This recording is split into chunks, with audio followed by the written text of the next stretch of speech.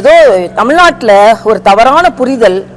நான் மற்ற மதத்தை சார்ந்தவன் என்று சொன்னால் நான் மதச்சார்பற்றவன், இந்து என்று சொன்னால் நான் மதச்சார்புடையவளாக மாறிவிடுகிறேன். அப்படி இல்லாமல் இந்த மதத்தின் மாண்பு பாதுகாக்கப்பட வேண்டும் என்பதை ஒரு இந்துவாக நான் வலியுறுத்தி சொல்கிறேன். அதே மாதிரி தமிழ்நாட்டில் பல தவறுகள் நடக்கிறது, இவையெல்லாம் சரி செய்யப்பட வேண்டும். நேற்றைய தினம் ஒரு செயலி, ஒரு இணையதளம் அரசாங்க மருத்துவமனைகளுக்கு தானம் கொடுப்பதற்காக ஒரு இணையதளம் ஆரம்பித்தார்கள். அதை நானும் பாராட்டினேன். ஆனால் ஒரே நாளில் 3 கோடி சேர்ந்திருக்கிறது பெருமை அல்ல, அது எந்த அளவிற்கு மக்களுக்கு சென்று சேருகிறது என்பதுதான். சாமானிய மக்களுக்கு மருத்துவ உதவியாக சென்று சேருகிறது என்ற. இப்போ சமீபத்தில் தொண்டைக்குல அறுவை சிகிச்சை ஒரு தம்பி அங்கே இறந்திருக்கிறார். திருச்சியில் ஒரு அரசாங்க மருத்துவமனையில் சிகிச்சை பெற்ற ஒரு சிவிலியர் இறந்திருக்கிறார்கள்.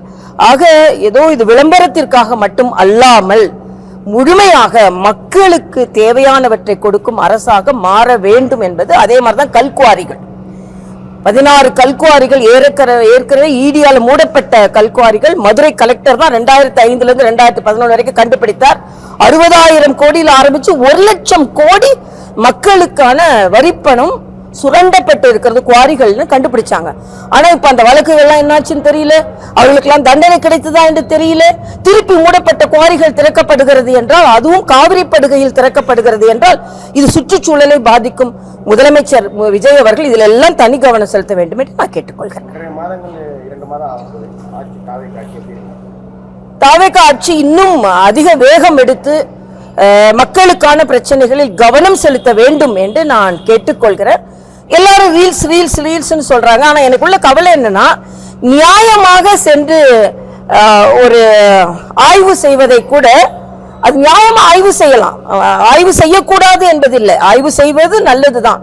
ஆனா நியாயமாக ஆய்வு செய்வது கூட ரீல்ஸ் எடுத்து அது ஏதோ ஒரு பரிகசிக்கப்படுவதை போல போட்டு அப்படியெல்லாம் செய்யாம இன்னும் ஒரு தீவிரமான மக்கள் நலனில் அக்கறை கொண்ட போக்கஸோட நீங்க இருக்கணும் அப்படின்னு எனது கருத்து. ஏன்னா இதை ஒரு ஷூட்டிங்காகவே போய்கொண்டிருக்கிறதோ என்பது நமக்கு கவலை அளிக்கக்கூடியதாக இருக்கிறது. ஷூட்டிங்ல இருந்து ரியல் உலகத்திற்கு மக்களுக்கான பிரச்சனை. இன்னைக்கு காமராஜரை விழா கொண்டாடுறோம்னா, காமராஜர் அதிகமாக மக்களை சந்தித்தார். மக்களை சந்திக்க சந்திக்க சந்திக்க தான் மக்களின் பிரச்சனைகள் தெரியும். முதலமைச்சர் விஜய் மக்களை சந்திக்கிறேன்னு கரூருக்கு போயிட்டு வசனங்கள் தான் பேசினாரே தவிர, ஆனா மக்களை இன்னும் அதிகமாக, கரூர்ல மட்டும் இல்ல, எல்லா இடங்களிலும் மக்களை சந்திக்க வேண்டும். நேற்றைய தினம் முதலமைச்சர் விஜய் அவர்களுக்கிடம் ஒரு புகார் கொடுக்க சென்ற ஒரு பெண் தீக்குளிக்க முயன்றிருக்கிறார். இப்படிப்பட்ட சூழ்நிலையெல்லாம் தவிர்க்கப்பட வேண்டும். எல்லாரும் சிஸ்டமைஸ் பண்ணி அங்கெல்லாம் புகார் கொடுப்பதற்கு அதிக கூட்டம் வந்தால் கூட அதை சரியாக நிர்வகித்து பொதுமக்களை பார்க்க வேண்டும் என்பது எனது கருத்து. இன்னும் 2.5 ஆண்டு தான் 2029 ஒரே நாடு ஒரே தேர்தல் வரும், அதனால வெயிட் பண்ணுங்க அப்படின்னு பெரும்பாலான கட்சிகள் சொல்றாங்க. அது உண்மையா மேடம்?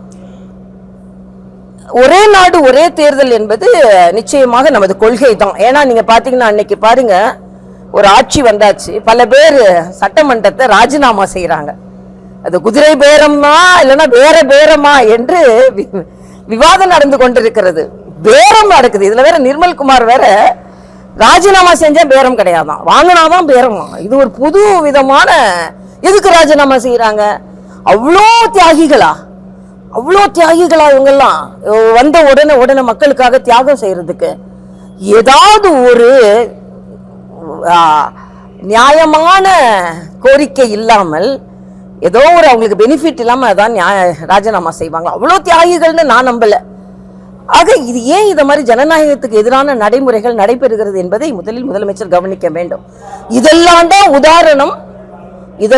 உதாரணம் ஒரே நாடு ஒரே தேர்தல் வர வேண்டும் என்பதற்கு. இப்படி ஸ்திரத்தன்மை இல்லாத சூழ்நிலையை அரசியல்வாதிகள் சுயநலத்திற்காக ஏற்படாமல் இருப்பதற்குத்தான் ஒரே நாடு ஒரே தேர்தல். இல்ல, அது சாத்தியமா என்பதை நான் சொல்ல முடியாது. அது சட்ட வல்லுநர்கள், பாராளுமன்றத்தில் இயற்ற போகும் அந்த சட்டம் இதெல்லாம் சொல்லும். ஆனா நியாயப்படி ஒரே நாடு ஒரே தேர்தல் தேவை என்பதை இன்றைய அரசியல் சூழ்நிலை நிலைநிறுத்தி கொண்டிருக்கிறது. தமிழ்நாட்டில் இன்னைக்கு நடக்கின்ற அரசியல் சூழ்நிலை ஒரே நாடு ஒரே தேர்தல் நல்லது என்பதை மக்களுக்கு வலியுறுத்தி கொண்டிருக்கிறது. திமுக கூட்டணியிலிருந்து வெற்றி பெற்றவங்க போய் திமுக ஆதரவு கொடுத்து ஆட்சி அமைத்து சாத்தியம்னா திமுகவும் அதிமுகவும் சேர்ந்து சாத்தியம் சொல்லி டிடி விஜயன் சொல்லியிருக்காரு. அவரு சொல்லியிருக்காரு, அண்ணன் எடப்பாடி வேற மாதிரி சொல்லியிருக்காங்க. அதனால இந்த கேசியங்களுக்கெல்லாம் பதில் சொல்ல வேண்டாம். இன்னைக்கு மக்களுக்காக சொல்ல வேண்டிய பல பிரச்சனைகள் இருக்கு. இப்ப ரேஷன் கடைகள் முறைப்படுத்தப்பட வேண்டும். இன்னைக்கு ரேஷன் 73,000 ரேஷன் கார்டுகளை முதலமைச்சர் கொடுத்திருக்கிறார். ஆனா 10,000 கோடி செலவிடப்படக்கூடிய ரேஷன் கடைகள், அங்கே உள்ள ரேஷன் பட ஊழியர்கள், அது மாதிரி அங்கன்வாடி ஊழியர்கள், இவர்கள் எல்லாம் சரியாக கவனிக்கப்பட வேண்டும். அதனால மற்றதெல்லாம் நம்ம அப்புறம் பேசலாம். இது மக்களுக்கு என்ன நடக்க வேண்டுமோ அதை நான் முதலமைச்சருக்கு உங்க மூலமா சொன்னேன்.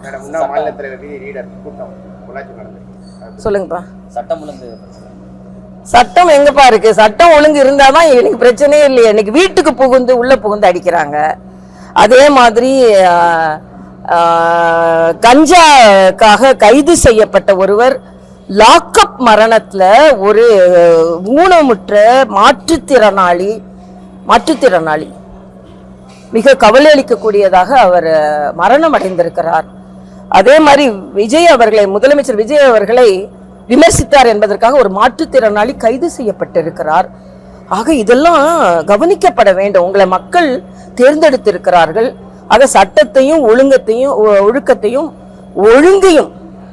நீங்கள் சட்ட ஒழுக்கம்னு வருது, அதுவும் உண்டுதான். ஏன்னா நிறைய இடங்கள்ல ஒழுங்கீனங்கள் நடந்து வருகிறது. சட்டம் ஒழுங்கை சரியாக நிர்வகிக்க வேண்டும் என்று நான் கேட்டுக்கொள்கிறேன். லாக்அப் மரணங்கள் நாம சொல்லிக்கிட்டு இருந்தோம் போன்ற ஆட்சியை, இது இந்த 2 மாசத்துக்கு 50 நாட்கள 4 லாக்அப் மரணங்கள் என்றால் நம்மால் ஒத்துக்கொள்ள முடியாது. இதை உடனே அவர் கவனிக்க வேண்டும் என்று நான் கேட்டுக்கொள்கிறேன்.